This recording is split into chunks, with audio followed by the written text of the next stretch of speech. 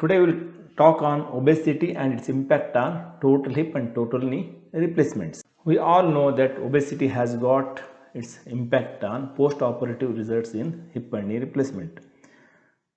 Giving this as an excuse, can we exclude these patients from doing a hip and knee replacement? We have one study on that one that was published in JBJS 2012. Obese patients, like any other patients, usually benefit from total knee replacement.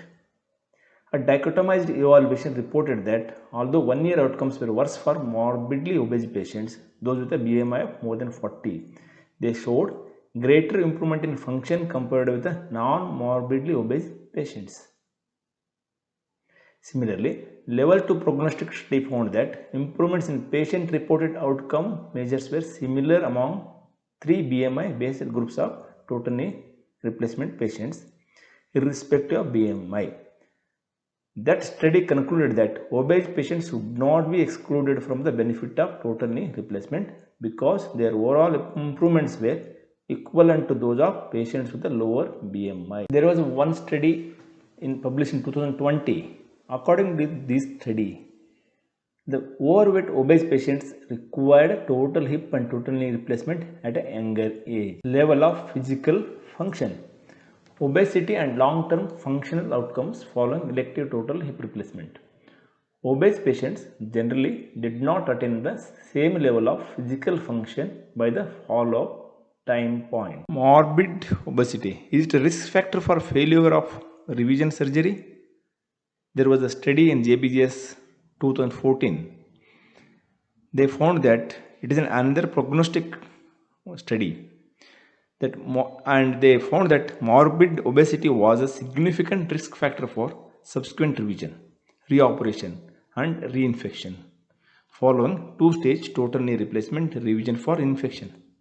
Although two-stage revision should remain a standard treatment for a chronic periprosthetic joint infection in a morbidly obese patients, such patients and their surgeons should anticipate increased failure rates and poorer outcomes in morbidly obese patients. What is the effect of obesity on hospital stays and cost?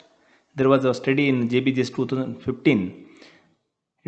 They found that it was associated with longer hospital stays and higher costs in patients undergoing total knee replacement, and the effect of obesity and cost appears to be independent of obesity related comorbid conditions and complications. Complications of obesity in joint replacement arthroplasty.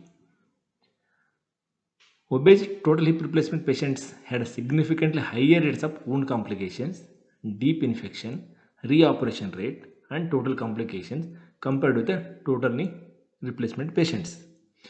Morbidly obese patients undergoing total hip replacement were also found to have significantly higher rates of wound complications, deep infection and reoperation rate and total complications.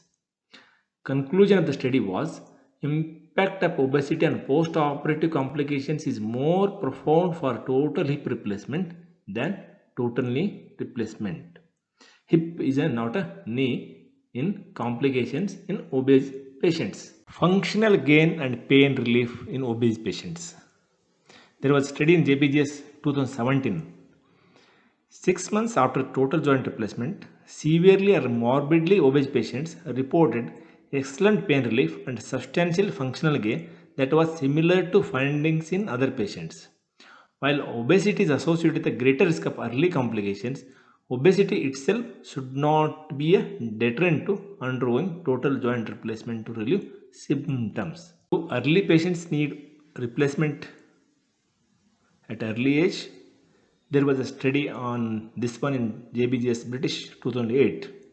The relationship between obesity and the age at which hip and knee replacement is undertaken.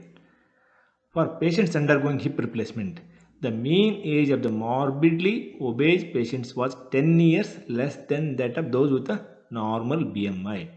For those treated by knee replacement, the difference was 13 years.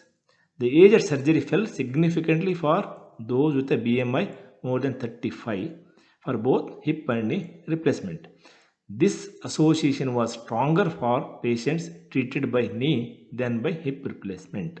DVT in obese patients. Is obesity associated with the increased risk of deep vein thrombosis or a pulmonary embolism after hip and knee replacement? There was an article on this in COR 2019. According to that article, overweight and obese is associated with the increased risk of development of pulmonary embolism, but not DVT after primary total hip or total knee replacement. The revision rate and mortality in obese patients. There was article in JBJS 2018. The association of body mass index with the risk of long-term revision and 19-day mortality following primary total hip replacement. The long-term revision rates following total hip replacement were higher among obese patients. They believe that the rates remained acceptable by contemporary standards and were balanced by lower risk of 90-day mortality. Obesity and physical activity. Can obesity and physical activity predict outcomes of elective hip or knee surgery due to osteoarthritis? The pre-surgical obesity was associated with the worst clinical outcomes of knee or hip arthroplasty in terms of pain, disability, and complications in patients with osteoarthritis. No impact of physical activity participation was observed. Obesity and smoking. Obesity and smoking predict the results of two-stage exchange in septic revision hip arthroplasty. There was a cohort study in orthotraumatology surgery research in 2019. Obesity and smoking were both the factors determining infection-free survival in a two-stage revision hip arthroplasty. Clinicians should be aware of potential complications and anticipate a higher likelihood of conversion to girdle stone resection or even amputation in a group of patients. The effect of obesity and primary total hip arthroplasty. Obesity negatively influences the overall complication rate, dislocation rate, functional outcome, and operative time of primary total hip. The effect of obesity on inflammation and pain. Obesity is associated with a pro-inflammatory state after total hip replacement as demonstrated by enhanced cytokine reactivity. Obesity was not associated with increased pain or analgesic consumption in the first 24 hours after surgery. Obesity in total hip replacement. Does it make difference? Obesity is associated with a significantly younger age at the time of primary total hip replacement, and obese patients are likely to experience higher rate of perioperative complications. Obesity and postoperative complications. BMI increases the risk of revision rates in a linear trend. Therefore, the authors believe that patients with a BMI of more than 40 should be sent to obesity medicine physicians in order to decrease the body weight prior to elective surgery.